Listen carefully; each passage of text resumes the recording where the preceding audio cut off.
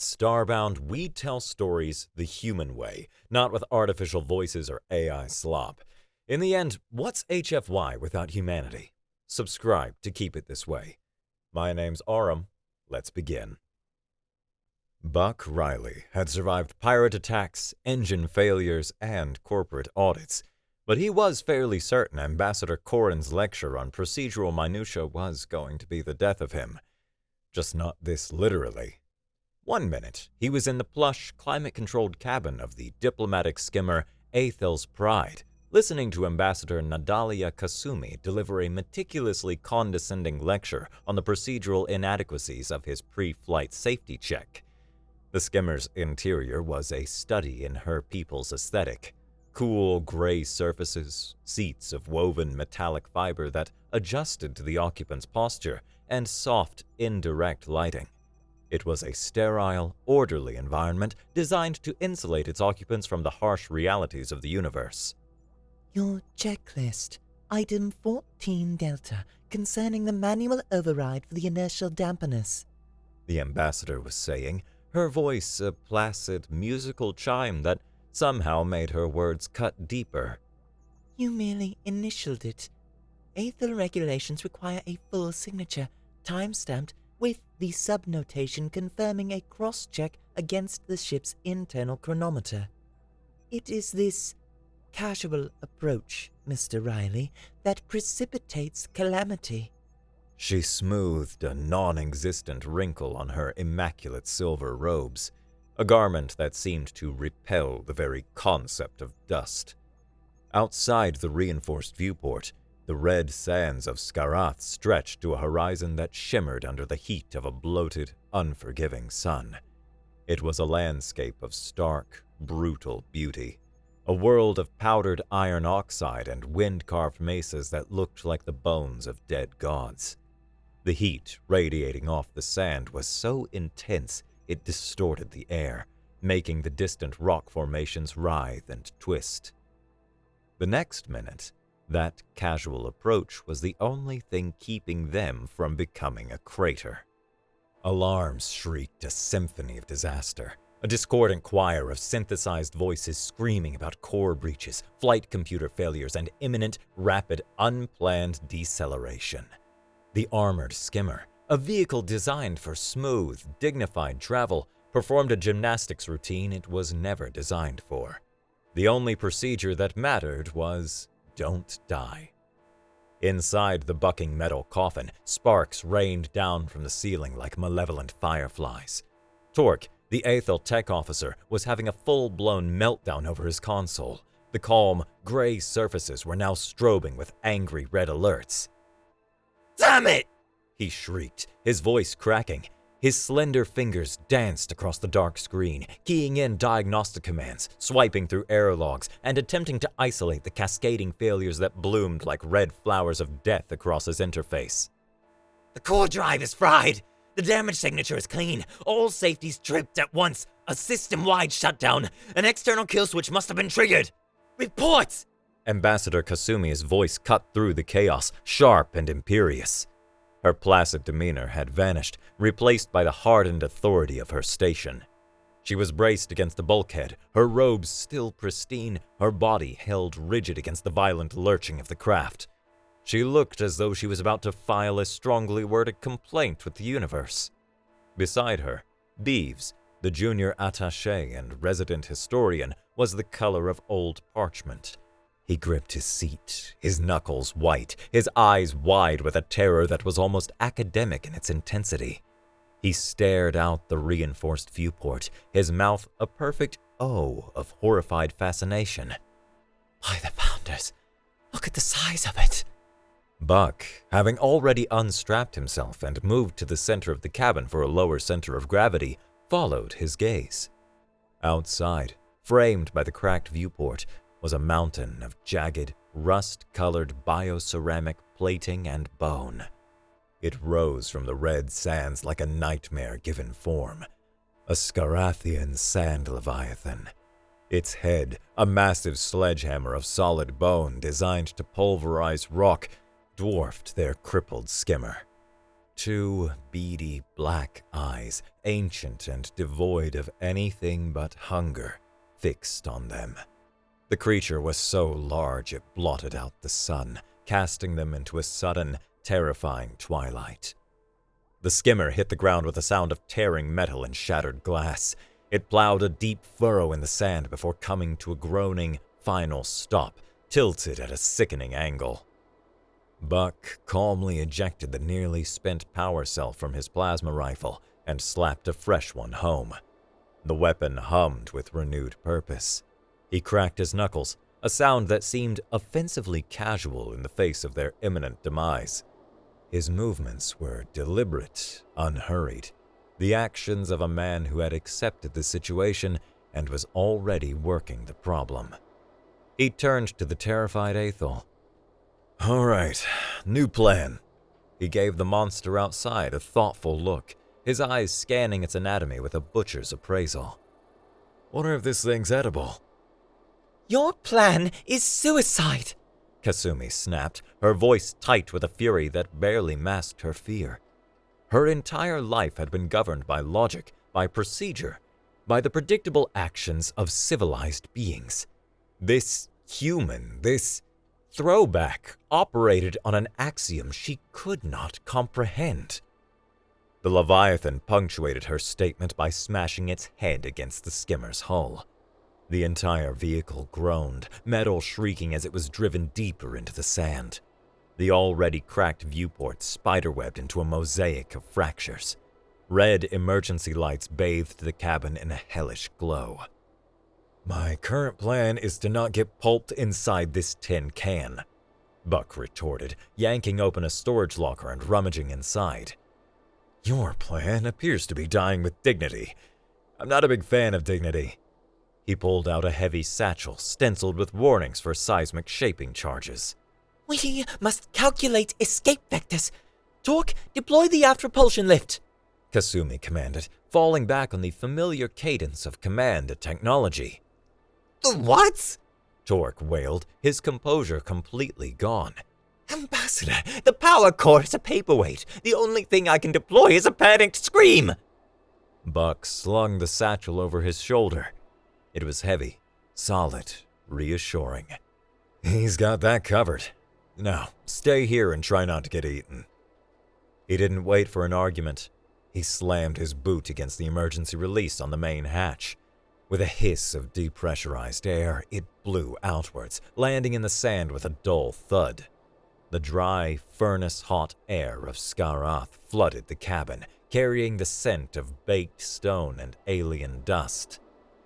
You are a madman! Kasumi yelled after him. And you're about to be monster food, he shouted back, already sprinting across the sand, his boots kicking up clouds of red powder. The Leviathan's head reared back, its cavernous maw opening to reveal rows of grinding plates instead of teeth. It was a creature designed to crush, not to bite. It moved with the inexorable force of a glacier, a geological event more than a living thing. Buck ran straight at it. To the Aethel watching from the wreck, it was an act of pure, unadulterated audacity. To Buck, it was a risk calculated in the split seconds he had to live. The monster was big, which meant it was powerful. It also meant it had exploitable weaknesses.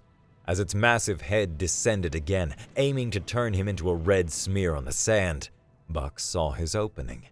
The creature's lower jaw was studded with thick, bony protrusions, like giant molars on the outside of its mouth, designed for gripping and cracking large rock formations. That external structure meant the beast could never press its head completely flat against the ground. There was a gap, a small, insane, ridiculously dangerous gap. It was just enough. Buck went down on his back, sliding on the slick, cooling metal of the satchel right under the creature's immense, grinding jaw. For a horrifying second, his world was nothing but the underside of the beast, a landscape of thick, plated flesh, alien anatomy, and the grinding sound of bone on sand. The stench was overwhelming. a mix of hot rock and rotting meat. He found what he was looking for, a nexus of softer, pulsating tissue where the neck met the jaw, a vulnerable spot he'd clocked in the first 30 seconds of the attack. He aimed the charges, his fingers moving with an unconscious swiftness born from 1,000 repetitions. They found the arming sequence, toggled the magnetic clamps, and set the timer in 3 precise, fluid motions. The clamps locked onto the creature's hide with a solid thunk. He set the timer for 3 seconds. 3. He pushed off with his feet, propelling himself backward through the sand. 2. He rolled, scrambling away from the epicenter, his muscles screaming with effort. 1. The world dissolved into white light and a sound that was felt more than heard. A deep, resonant crunch that vibrated through the sand and up his spine. The shaped charge did its job, focusing all its energy into a single, penetrating point. Buck was thrown clear, tumbling head over heels. He landed hard, the air knocked from his lungs. When he looked up, gasping for breath, the sand leviathan was in its death throes. It thrashed wildly, a gargantuan, unholy screech tearing from its ruined throat, a sound that clawed at the ears. Then, with a final, earth-shaking tremor, it collapsed, its colossal head hitting the sand with a boom that shook the very bedrock of the desert. Silence descended, broken only by the howling of the wind and the frantic, disbelieving gasps coming from the wrecked skimmer. Buck got to his feet, brushed the red dust off his pants, and gave the aliens a thumbs up. They just stared, their refined, aristocratic faces a perfect picture of horrified awe. The victory lap lasted approximately 45 seconds, until the sky began to fester. The pale blue of the Scarath noon turned a sickly, jaundiced yellow. A low hum, barely audible at first, began to build in intensity, vibrating in their teeth. It quickly escalated into a deafening, high-pitched shriek as if the planet itself was screaming. Torque stumbled out of the skimmer, his eyes glued to a handheld data tablet he managed to salvage. The screen flashed with a single ominous warning in bold galactic standard. "Oh, no," he whispered, his voice trembling.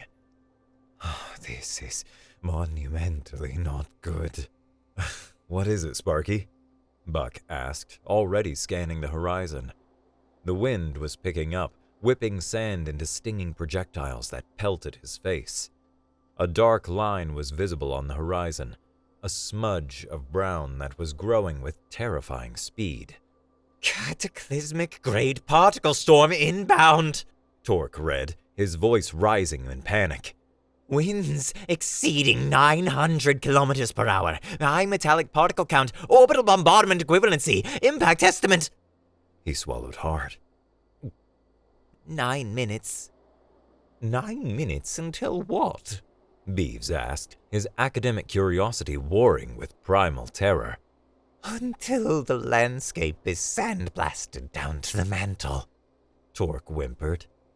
"Until we are anatomically disassembled on a molecular level."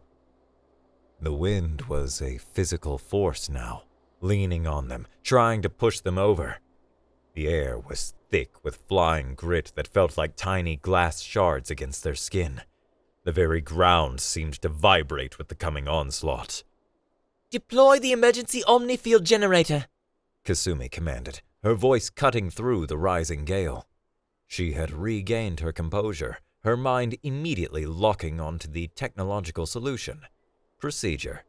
There was always a device for any given apocalypse. Torque jolted into action, fumbled with a panel on the skimmer's exterior.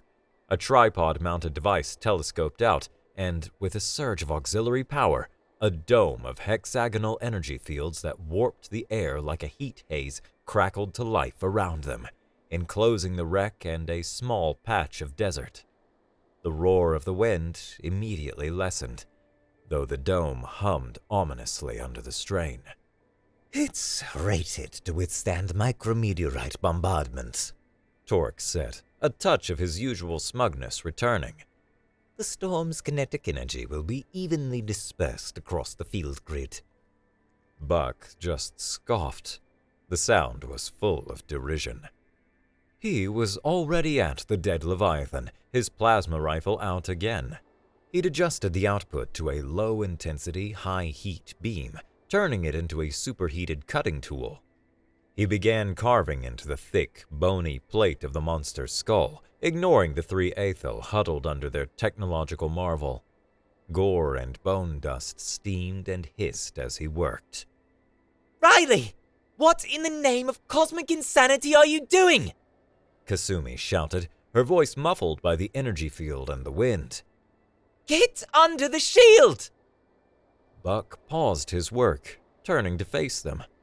He was silhouetted against the dying sky, his face splattered with the dark, viscous fluid that passed for the Leviathan's blood. He looked like some ancient butcher god. "That thing's a light bulb in a hurricane, Specs," he yelled back, gesturing with his rifle at their generator. "Your magic bubble is built to stop tiny things moving really fast. This storm is 1 billion tons of sand moving relatively slow. It's about kinetic energy, not velocity." He slapped the creature's immense skull. The bone rang like ceramic. "This is designed by millions of years to evolution to diffuse that energy.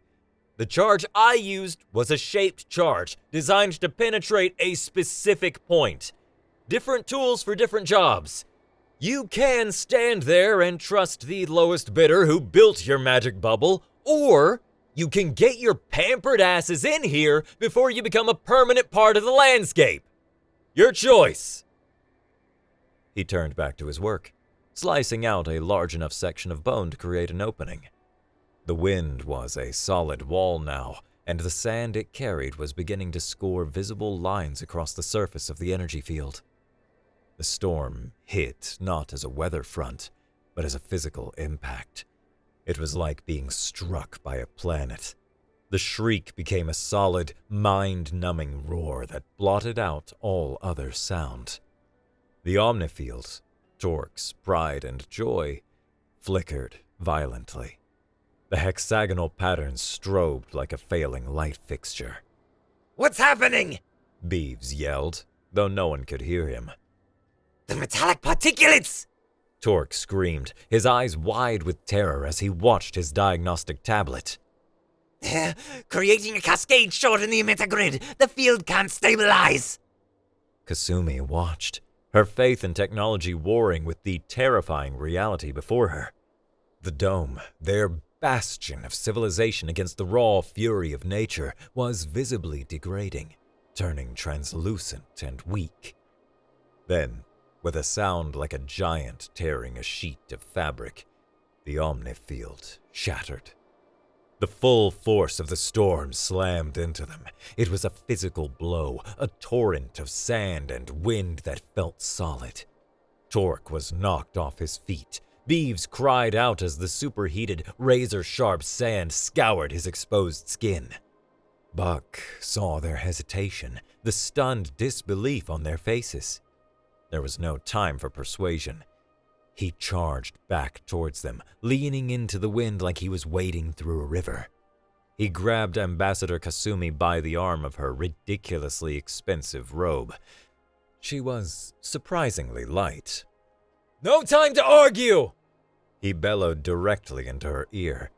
He began to physically haul her towards the grisly opening he'd carved in the Leviathan's skull. "This thing's skull evolved for millions of years to survive this crap!"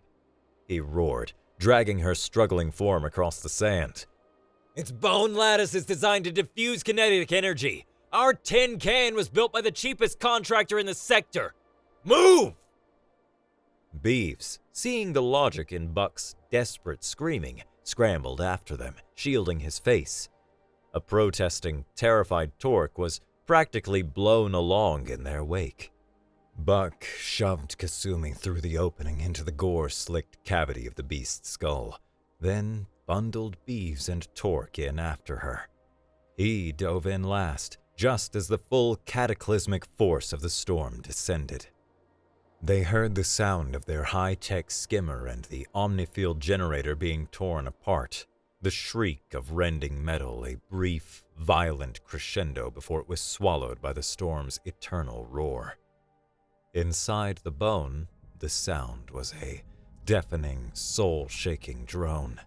The entire skull vibrated as if it were a bell being struck by 1,000 hammers a second. The air was thick with the coppery smell of alien blood, the acrid stink of his cutter superheating the air, and a deep, musky odor like old stone and reptile. Their boots squelched with gore, which trickled down the walls and made a small river of blood that flowed toward the opening. But they were alive. They were sheltered. The joke of a shelter had saved them, while their marvel of technology had been shredded into atoms. Pressed together in the dark, gory cavity, the three Aethel finally understood. Buck wasn't a madman. He was a survivor. The silence, when it finally came, was more jarring than the storm. It was a thick, heavy blanket that settled over the ruined landscape. After hours of constant, deafening noise, the sudden absence of it left their ears ringing. Buck pushed aside the slab of bone he'd used to partially block the entrance.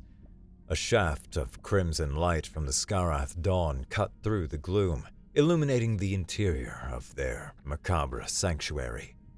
Kasumi, Beeves, and Torque were huddled together, covered in drying alien ichor, looking like survivors of some bizarre sacrificial ritual. Outside, the world had been remade. The dunes had shifted, their contours smoothed and reformed. Of their armored skimmer, nothing remained but a few twisted, sand-scoured parts of metal poking from a newly formed drift. All their equipment, their supplies, their link to civilization, gone, wiped clean from the face of the planet. Buck took a deep breath of the cool, post-storm air. Well, nobody died. I call that a win. He hopped down from the skull and immediately went to work.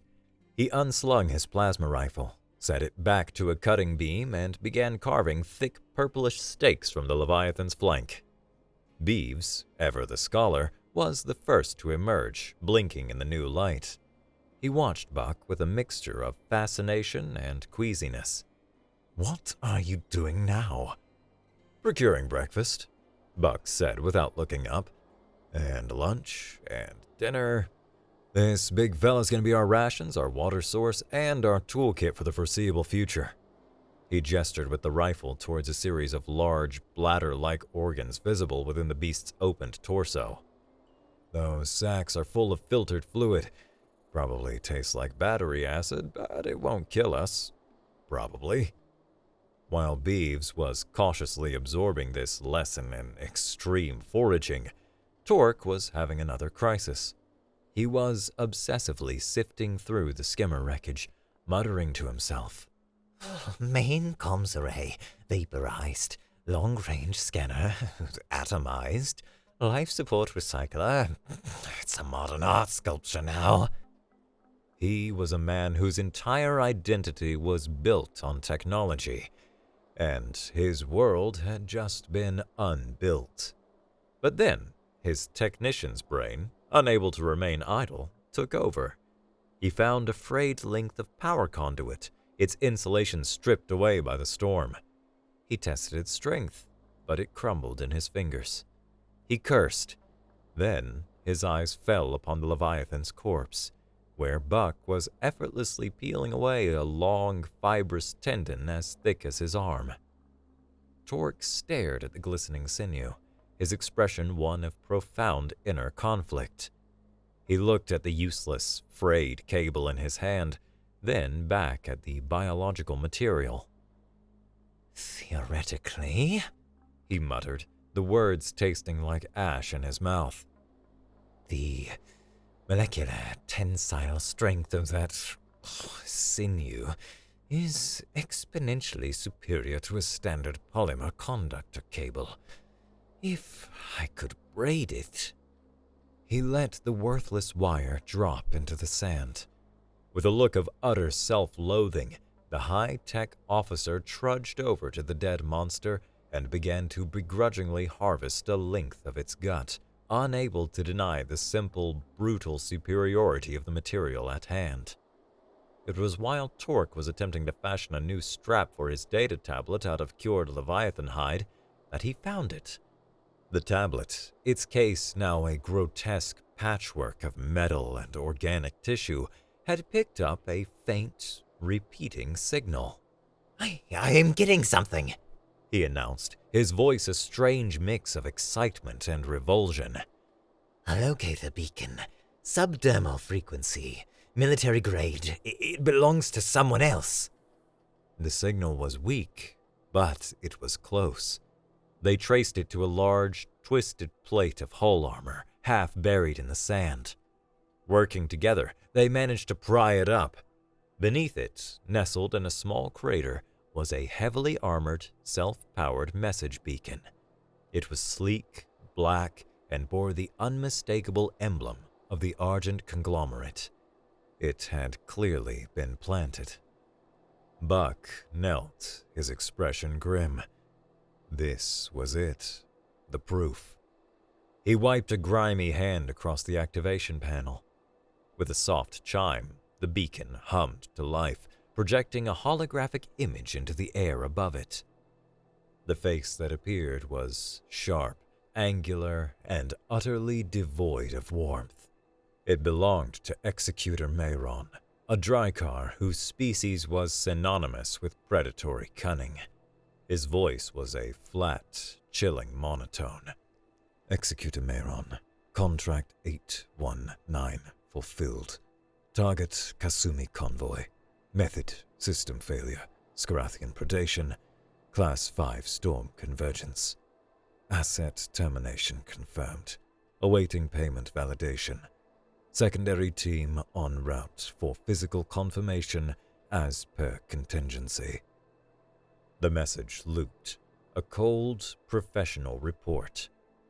The line went dead, the hologram vanishing, leaving them in the silent, red desert. The truth landed on them with the force of the sandstorm. Contract 819. They gave our assassination a number, Kasumi whispered, her voice a mixture of ice and fire. System failure, Scarathian predation, storm convergence, Torque recited, his technical mind piecing it together. A sequence of events. They didn't just sabotage us, they weaponized the entire planet against us. Buck spat into the red sand. Secondary team. That means they're still coming. They intend to be thorough. The truth of their situation settled in. They were prey.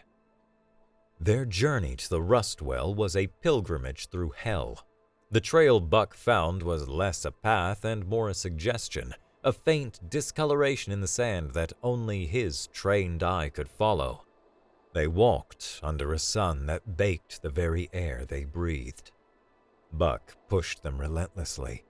He taught them how to walk on the shifting dunes to conserve energy, how to read the sun's position, how to wrap their faces in strips of leviathan hide to protect from the grit. He showed Beeves how to use a sharpened shard of the beast's plating to dig for pulpy, water-storing tubers.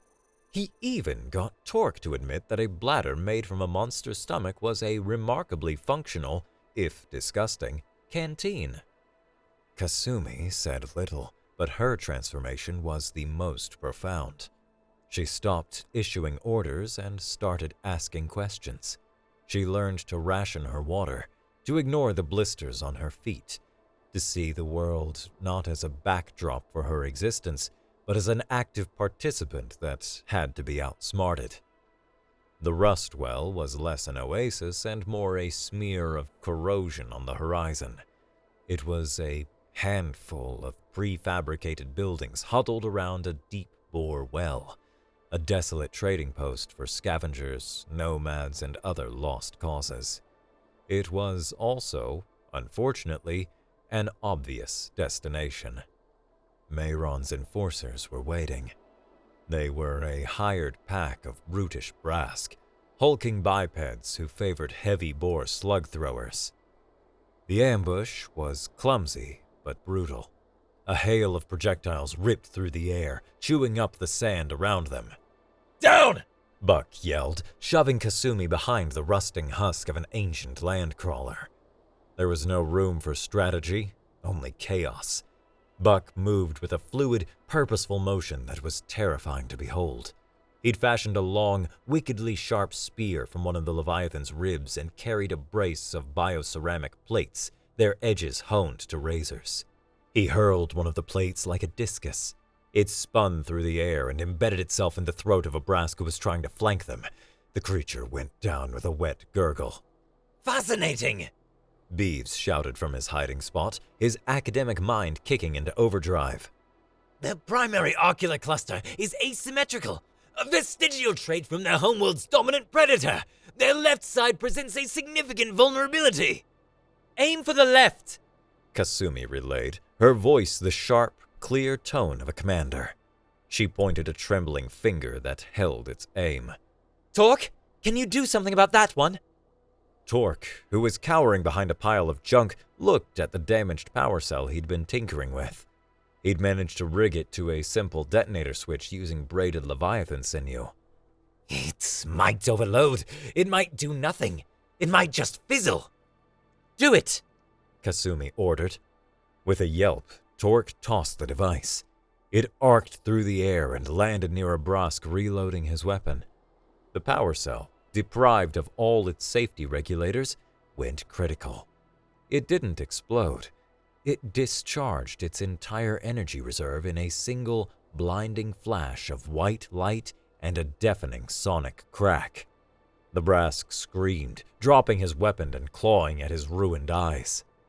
In that moment of chaos, Buck saw their chance. A dilapidated, multi-level sand barge was parked near the well, its cargo bay door invitingly open. The barge! Move! They scrambled for it, a desperate, running firefight. Buck planted his rib spear in the chest of the last brask blocking their path, vaulted over the twitching body, and helped haul the others aboard. They sealed the door just as a fresh volley of shots hammered against the hull. The rustwell disappeared behind them in a cloud of kicked-up dust. They were alive. They were running. And for the first time, they had fought back as a team. Port Scion was a sprawling, chaotic stain on the planet's surface. A city of rusting metal, flickering neon, and a million desperate souls. It was the perfect place to get lost, and the perfect place to get caught. They ditched the sand barge on the outskirts and slipped into the teeming crowds. They found refuge in a grimy, back-alley noodle bar, the air thick with the smell of cheap synth broth and recycled air. Huddled in a dark booth, the argument began. We need to find a secure, Concordat-backed comms station, Kasumi insisted, her voice a low, urgent whisper. We transmit the data slate, the recording of Mayron's report, everything. We expose them. And how do we get to this magic comm station, boss? Buck countered, using his new, grudgingly respectful nickname for her. We walk up to the front door? Mayron will have every official channel flagged. The second your credentials pop up, his goons will be on us in minutes. We need to disappear. Buy a ticket on some rust bucket freighter heading for the outer rim, lay low and plan our next move from somewhere they aren't looking. Running away is a coward's solution, Riley, she hissed. Staying is a dead man's solution, Kasumi, he shot back. As they debated, their voices rising, Kasumi suddenly held up a hand, silencing them. Her eyes looked past Buck, focusing on the street outside, visible through the greasy window. Her attention was not on the crowd, however. She was looking at their distorted reflections in the polished chrome of a parked vehicle across the way. "That's God," she whispered, her eyes narrowed in concentration. It was a Port Authority officer, standing on a street corner, looking bored, but his attention was elsewhere. "His gaze ignores the crowd. He's watching the reflections. He's scanning the storefronts." Buck followed her gaze, and a slow, appreciative smile spread across his face. "Checking your six without turning your head. That classic." "It's what you told me to do at the Rustwell," she said, a flicker of pride in her voice. "You said never to trust an empty corner." Her quick thinking saved them. Moments later, a squad of heavily armed mercenaries, their armor bearing the Argent insignia, swept down the street, questioning the very same guard. He pointed in the opposite direction, and the squad moved on. They had been seconds away from walking straight into a trap. Buck looked at Kasumi with newfound respect. "Okay, boss, we do it your way, but we do it my way too. We find your comm station, but we secure our escape route first." Mayron's net was tightening. They couldn't stay in one place for long. Every face in the crowd felt like a potential enemy. Every public terminal a potential trap. They moved through the underbelly of Port Sion, a desperate flight through crowded markets pungent with alien spices and shadowy maintenance corridors that hummed with the city's machinery. Eventually, they tracked a secure, long-range subspace transmitter to the main docking bay complex, a cavernous structure large enough to house capital ships. It was also crawling with Argent agents. The chase was inevitable. A spotter saw them. A shout went up, and the market dissolved into chaos. Plasma bolts seared the air.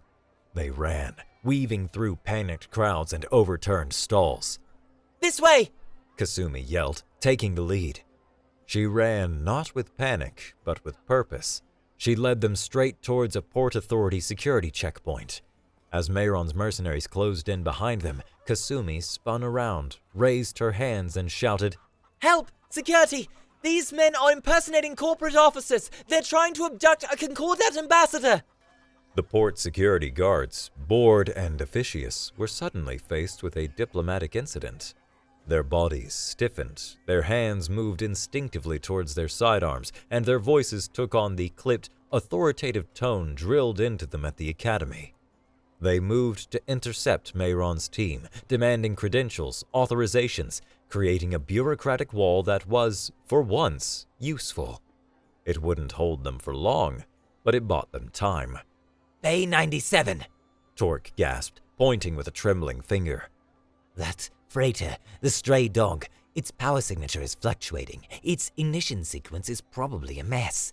I can get us in." It was their only chance.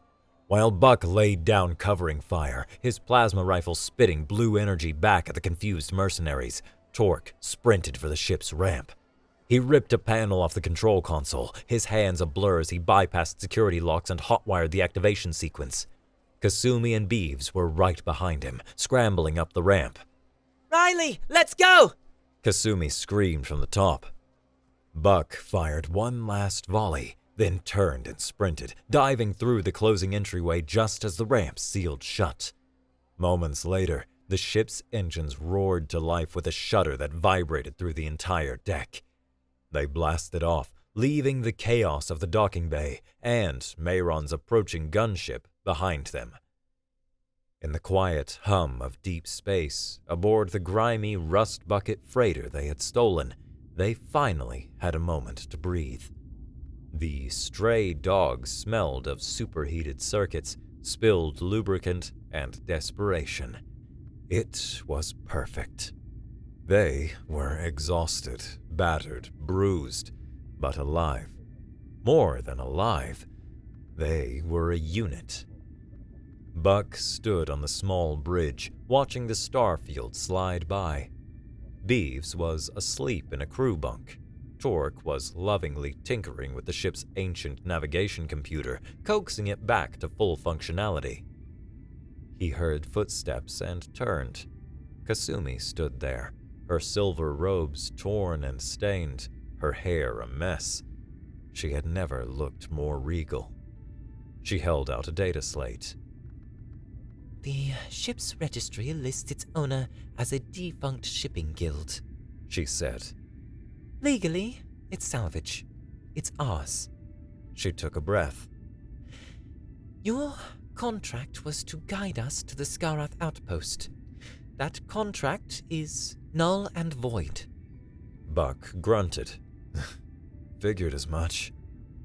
I am offering you a new one, She continued, her voice formal but lacking its earlier condescension. As Chief of Security for my delegation, your pay will be quadrupled. Your authority in matters of tactical security will be absolute. She offered him the data slate. On the screen, everything she had. The complete, unredacted file on the Argent conglomerate's illegal operations, their political connections, their secret assets. It was a declaration of war, and she was inviting him to enlist. He was no longer just hired help to be dismissed. He was a partner.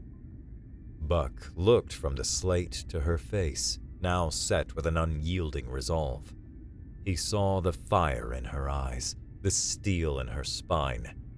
This was a different woman from the one he'd met a few days ago. He'd taught her how to survive. In return, she was offering him a reason to fight. He took the slate, his rough, calloused fingers brushing against hers. He didn't read the fine print. He just gave her a simple, solemn nod. The contract was accepted.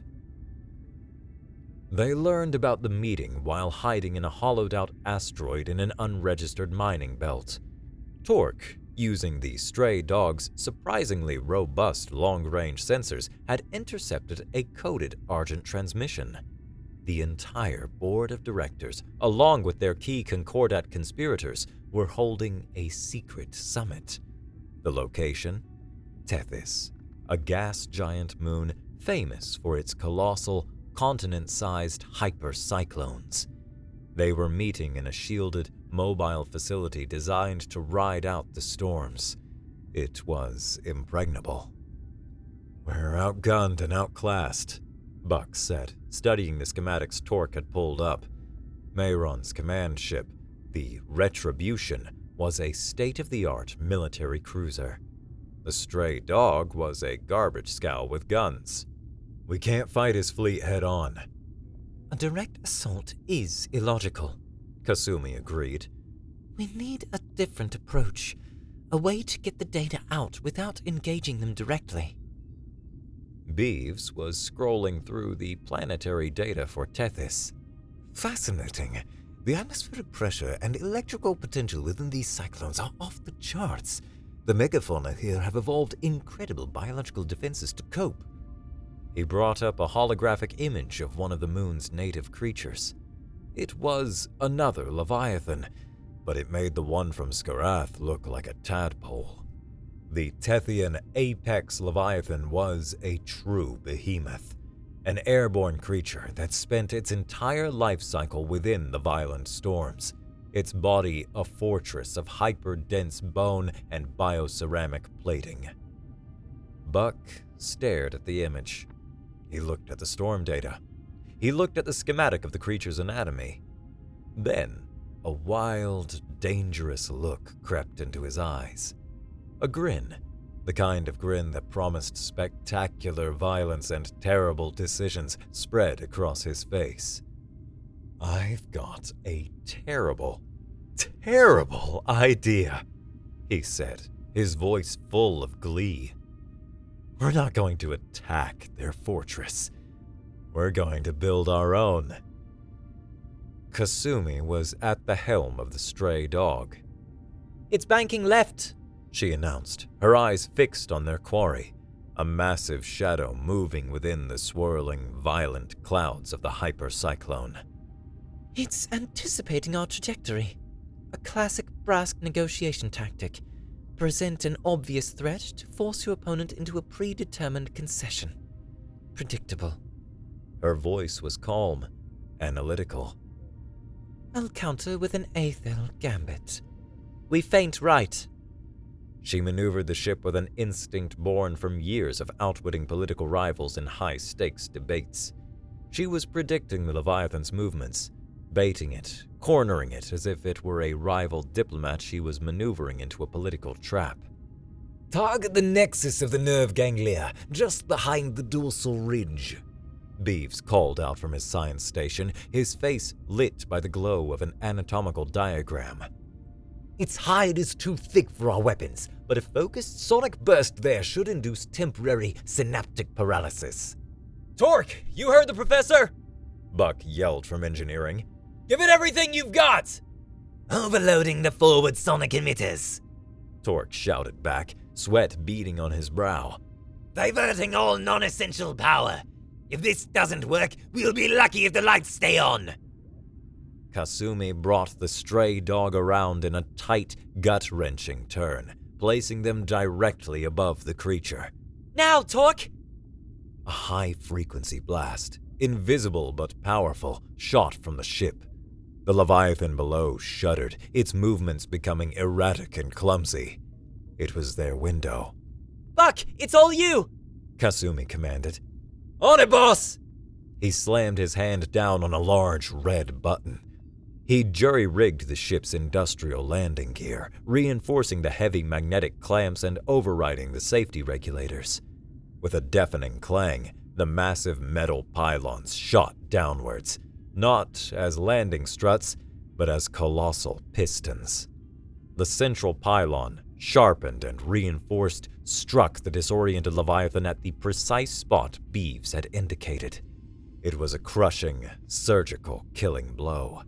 The mighty creature went limp, its immense body beginning a slow, silent fall into the stormy depths below.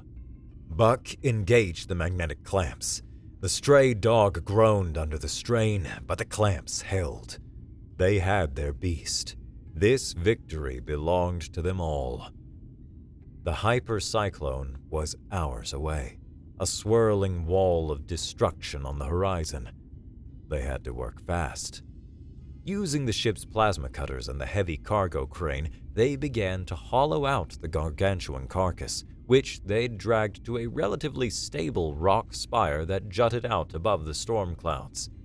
The scene was one of frantic, organized chaos. Buck directed the operation like a seasoned foreman, shouting orders over the rising wind. Kasumi, use the crane to pull that rib section clear. We need a firing port there. Beeves, map the thickest bone structures. We'll reinforce those points. Torque, get the ship's cannons unbolted. We're mounting them on the spine. They worked as one. Torque stripped hull plating from the less critical sections of the stray dog, using it to reinforce the inside of the Leviathan's massive rib cage. Kasumi, demonstrating a surprising aptitude for heavy machinery, operated the cargo crane with delicate mastery. Beeves, covered in gore, moved through the carcass, marking load-bearing bones with a grease pencil. They mounted the ship's salvaged cannons onto the beast's exterior, turning its ribcage into a series of gun emplacements. They ran power conduits through hollowed-out arteries and wired the stray dog's comm system into the echo chamber of the Leviathan's hollowed-out skull. As the first tendrils of the storm began to lash at their perch, they sealed themselves inside. They had built a fortress made of bone and grim purpose. Buck looked around at their handiwork, a grimly satisfied smile on his face. Fort Kick-Ass was now operational. Mayron's fleet arrived just as the hypercyclone hit. They emerged from hyperspace into a maelstrom. The smaller escort ships in his fleet were torn apart instantly, ripped to shreds by the gravitational shearing and winds that moved faster than sound. Only his command ship, The Retribution was powerful enough to maintain its position. He didn't hesitate. Armored drop pods, shielded against the storm, launched from his ship, streaking down towards the monstrous carcass perched on the rock spire. Mayron was sending in his ground troops. The final battle began. Plasma fire lit up the stormy darkness as Mayron's elite Drakkar enforcers assaulted the bone bunker. Buck and Kasumi manned the salvaged cannons, firing into the swarming figures below. Beeves acted as their spotter, calling out targets from the skull's eye socket. The bunker shuddered under the impact of enemy fire. A hull plate buckled. "They're trying to breach the sternum!" Beeves yelled. Suddenly, Torque screamed, not in fear, but in triumph. "I've got it! I have a monumentally stupid, probably fatal idea." "I'm a fan of those," Buck shouted back, firing another blast that sent 2 Drakkar soldiers spiraling into the abyss. "Talk to me, T." A standard broadcast is useless, but this is a brute force data injection, Torque explained, his fingers a blur across his console. The cyclone is generating terawatts of raw atmospheric energy. I can't punch a signal through it, but I might be able to ride it. I'm using the planet's magnetosphere as a colossal organic capacitor. He was jury-rigging their comms array to the stray dog's main capacitor banks, which he'd hauled inside. The data package is too large for a standard broadcast, but if I can time it with a major lightning strike, a discharge of several million volts, I can use the strike itself as the carrier wave. I can upload the entire package in a single, compressed, high-energy burst that will rip through any jamming. How much time? Kasumi demanded, her face illuminated by the green glow of the targeting screen. I need a direct strike on our comms antenna. I need to build the charge. Minutes, maybe more. Torque yelled back. Buck looked at Kasumi. "Boss, buy him some time." She didn't need to be told. She fired with a cold, focused fury, her shots deadly. Together they held the line, a desperate defense against the relentless assault. The bone bunker groaned and cracked around them, but it held. Charge is at 90%! Torque screamed. I need the spike. Come on, you beautiful, violent vortex. Give it to me. As if on cue, the sky above them turned pure white. A colossal bolt of lightning, wider than their ship, arced down from the heavens, striking the rock spire near them. The secondary forks hit their antenna. "Now!" The world went white. Every system overloaded. Torque slammed the broadcast key, and for a single, brilliant moment, their bone bunker became the most powerful transmitter in the sector, screaming Kasumi's evidence into the star-dusted emptiness between worlds on a chariot of lightning. When the storm finally broke, so had Mayron's assault. The data burst had been received. Before Mayron could even process what had happened, a Concordat loyalist fleet, alerted and mobilized by the explosive revelations, jumped into the system, their weapons hot. The Retribution, damaged by the storm and caught completely by surprise, surrendered without firing a shot. Days later, on the capital world of the Galactic Concordat, its towering structures of white alloy and glass catching the light of its sun, the story of the Skarath survivors was legend. The testimony of Ambassador Kasumi and her team, supported by irrefutable data, dismantled the Argent conglomerate. Its board was arrested, its assets seized, its corrupt political allies exposed and disgraced. The final scene of their ordeal played out not in a grimy freighter or a bone fortress, but on the pristine, marble balcony of Kasumi's new, luxurious office overlooking the capital city. She was now one of the most powerful and respected figures in the reformed Concordat.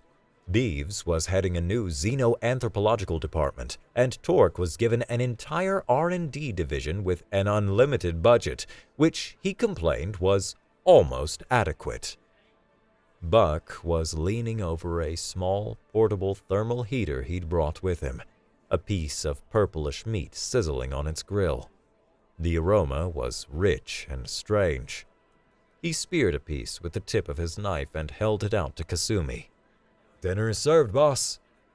She looked at the meat, then at him. He knew what it was. A piece of the Tethian apex leviathan he'd managed to freeze and bring back with them. A souvenir. She hesitated for only a second. Then, the newly appointed High Counselor of the Galactic Concordat, the woman who once recoiled at the thought of a dirty carcass, took the piece of roasted monster meat from the human survivalist and ate it. The meat was dense and rich, with a flavor somewhere between grilled game and salty ocean air. It was the taste of survival. Buck grinned. Told you it was edible. Nadalia Kasumi looked at him, at the man who had dragged her through hell and shown her what she was truly made of. And for the first time, not out of victory or relief, but out of genuine, hard-won camaraderie, she smiled back.